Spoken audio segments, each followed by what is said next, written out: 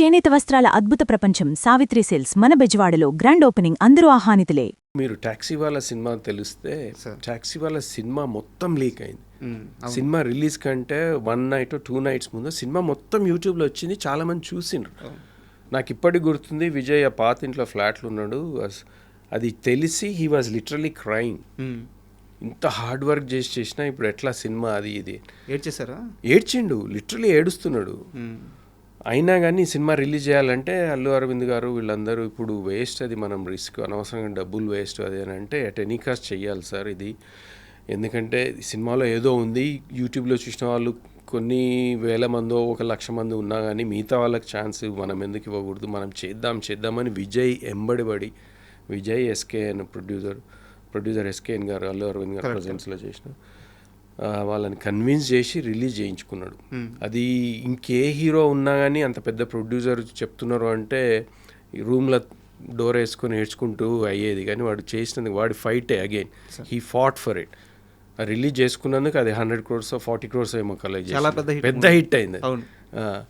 అది మళ్ళీ విజయ్ అంటే he's creating his own opportunities. మరి అది ఎందుకు అప్రిషియేట్ చేయరు వాళ్ళు? ఇప్పుడు నెగిటివ్గా కామెంట్ చేసి ప్రతి దగ్గర విజయ్కి ఎవరో వచ్చి ఏం చేయట్లేదు.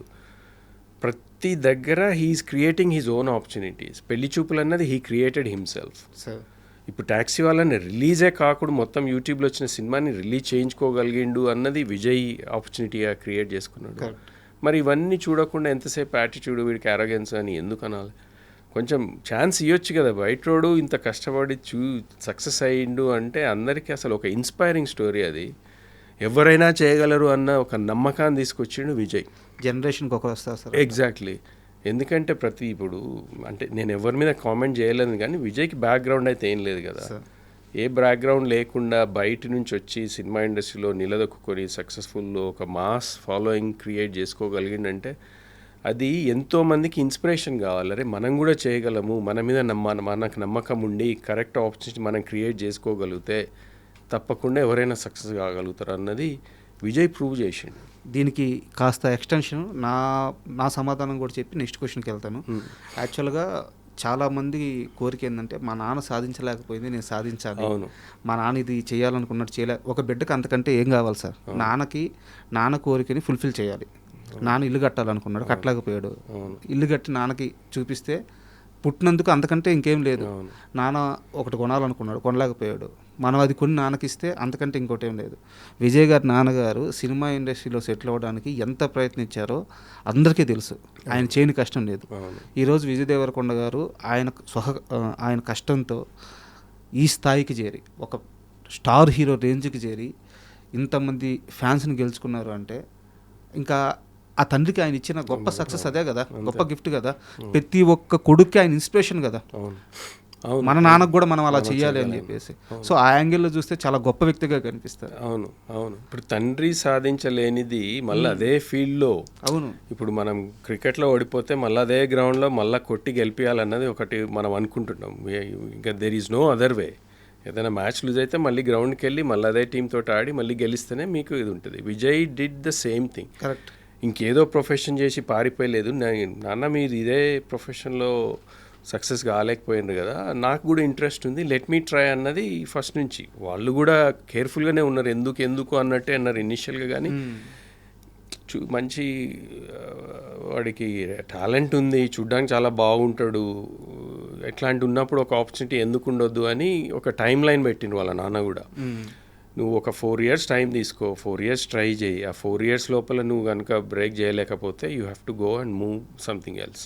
ఎందుకంటే నీ లైఫ్ కూడా ఇట్లా కష్టాలు ఉండడం నాకు ఇష్టం లేదన్నది వాడు ఆ 4 yearsలో చేయగలిగిండు. అది చేయగలిగిండు, అది చేసి చూపించిండు. మరి అది వాళ్ళ తండ్రికి వారు ఏదేది చేయలేకపోయినో అవన్నీ చేసి చూపించి ఒక గిఫ్ట్గా ఇస్తున్నాడు అన్నది ఆయనను చూసి, విజయ్ని చూసి ఎంత గర్వం కదా అది.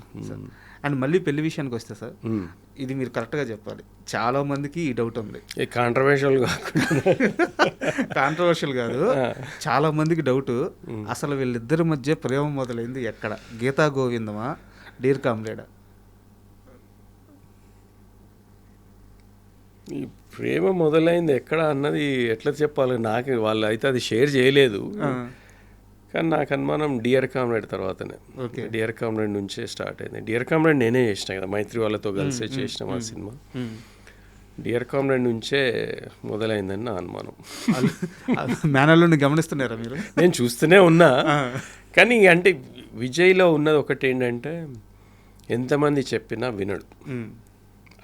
వినడు కాదు, ఎంతమంది చెప్పినా వింటాడు, డెసిషన్ మాత్రం ఆయనదే. ఓకే. ఇప్పుడు ఎంతోమంది మళ్ళీ సినిమా వాళ్ళు ఇది ఇప్పుడు ఇంట్లో కూడా కాన్వర్జేషన్స్ అవుతుంటాయి కదా, అవన్నీ వింటాడు, కానీ వాడికి నచ్చిందే చేస్తాడు. ఇంకా ఊరికే వద్దు వద్దు అని ఎవరైనా చేస్తే మాత్రం ఇరిటేట్ అవుతాడు. ఆ బౌండరీ అయితే క్రియేట్ చేసుకున్నాడు. ఎంత పెద్దోళ్ళు, తండ్రి అయినా తల్లి అయినా మేనమైనా ఇంకే పెద్ద చుట్టమైనా కానీ వీ ఆల్వేస్ హ్యావ్ వాడి ఆ బౌండరీ దాటి మేము కూడా వెళ్ళలేం. ఓకే. అంటే మాకు ఆ అధికారం కూడా లేకుండా అన్నంత అట్లుంటుంది ఆయన బిహేవియర్. అంటే దిస్ ఈజ్ ది ఎండ్, మీరందరూ చెప్పిండ్రు కదా, ఓకే లీవ్ మీ అలోన్, నా డెసిషన్ నేను తీసుకున్నా, నా లైఫ్ కదా, మంచో చెడో, if I regret if I get success అయితే నాకే కదా క్రెడిట్, మీ అందరి బాధలేదు కదా అన్నది వాడి ఫిలాసఫీ ఫస్ట్ నుంచి కూడా అంతే. He doesn't listen. అండ్ చాలా క్లోజ్ సర్కిల్లో కొంతమందికి మాత్రమే తెలుసు, వాళ్ళ ద్వారా తెలుసుకున్నాను. విజయ్ తల్లిగారు మాధవి బంగారం అంటారు ఆయన, అంటే బంగారం అంత మంచివారు అంటారు, చాలా సెన్సిటివ్ పర్సన్ అంట. చాలా సెన్సిటివ్. వారికి ఈ విషయం ఫస్ట్ ఎవరు చెప్పారు, ఎలా తెలిసింది, ఎలా కన్విన్స్ చేశారు? అది విజయ్ చెప్పిండు ఫస్ట్ నుంచి. అంటే ఇంకా వాళ్ళిద్దరు క్లోజ్గా ఉన్నారు, ఇంటికి అప్పుడప్పుడు వచ్చిపోవడం జరుగుతుంది, అది అంటే ఆ కెమిస్ట్రీ అర్థమవుతుంది కదా ఎవరికైనా అని కొంతవరకు.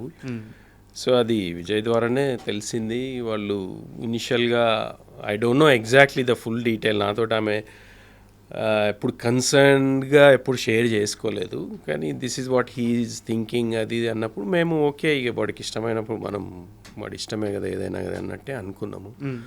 సో అది త్రూ విజయ్ ద్వారానే తెలిసింది.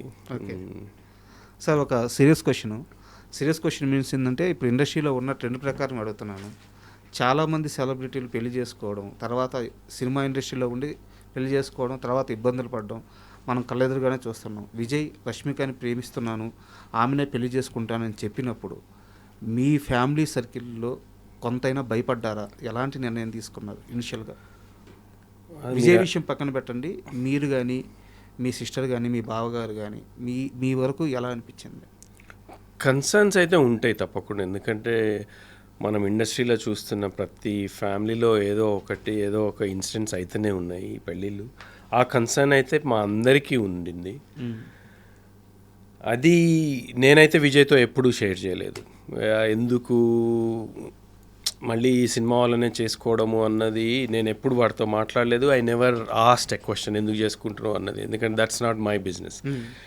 Is a grown up man, వాడంతటా వాడు అన్నీ చేసుకుంటున్నాడు.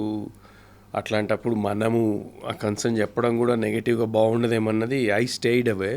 ఇంట్లో అమ్మ నాన్న మాత్రం మాట్లాడినరు అన్నది ఒకటి తెలుసు, మళ్ళీ ఎందుకు ఏమవుతుంది ఎట్లా అది అన్నది. కానీ ఐ థింక్ వాళ్ళిద్దరిని చూస్తే నాకు ఆ డౌటే రాదు ఇప్పుడు. వాళ్ళు ఎంత హ్యాపీగా ఉన్నారు అంటే, మీరు పెళ్ళిలో చూసింటారు వాళ్ళిద్దరిది కాస్ట్యూమ్స్ కానీ ఆ గెటప్లో కానీ, రష్మిక ఎనర్జీ చూసిన ఆమె అంటే సినిమా బ్లాక్ బస్టర్ హిట్ అయితే కూడా అంత సంతోషపడదు. అంటే నాకు ఈరోజు అంత హ్యాపీగా ఉంది ఆమె బిహేవియర్. ఆ 4 days ఎవ్రీ ఈవెంట్ టైం లేకుండా ఉన్నా ఒకదాని తర్వాత ఉన్నా కానీ ఆమె ఎనర్జీ చూస్తే హౌ హ్యాపీ షీ ఈజ్ అన్నది క్లియర్గా తెలిసిపోతుంది. వాళ్ళిద్దరికి ఆ అండర్స్టాండింగ్ ఉంది. అంటే they stayed as a friends together for a long time now, almost 5-6 years connection ఉంది కాబట్టి ఫ్రెండ్లీగా స్టార్ట్ అయినా కానీ they understood each. It's not a decision సడన్గా ఏదో ఒక ఇన్ఫాచ్యుయేషన్ తోటి క్రియేట్ అయింది అయితే కాదు. They took their time. Are we ready for this marriage? అయితే చాలా మెచ్యూర్డ్ పర్సన్స్. ఇప్పుడు రష్మిక అసలు బాలీవుడ్లో అంత సక్సెస్ అయింది, అమ్మాయి వెళ్ళి అంత యంగ్ ఏజ్లో అన్నది దాని వెనకాల అంటే కొంతవరకు విజయ్ గైడెన్స్ కానీ విజయ్ సపోర్ట్ కానీ ఆమెనే షేర్ చేసుకుంటుంది ఆ విషయాలు ఎన్నోసార్లు.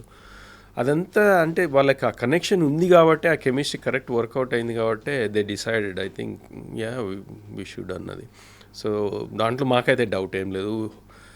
ఇంకా తలరాత అన్నది మనం ఏం చెప్పలేం, కానీ I'm hoping, I'm wishing they stay together for ever and rest of their life హ్యాపీగా పీస్ఫుల్గా ఉండాలన్నదే నా ఒక కోరిక, మా అందరి కోరిక. ఇంక అంతకంటే కావాల్సింది మా అందరి కోరిక కూడా సార్.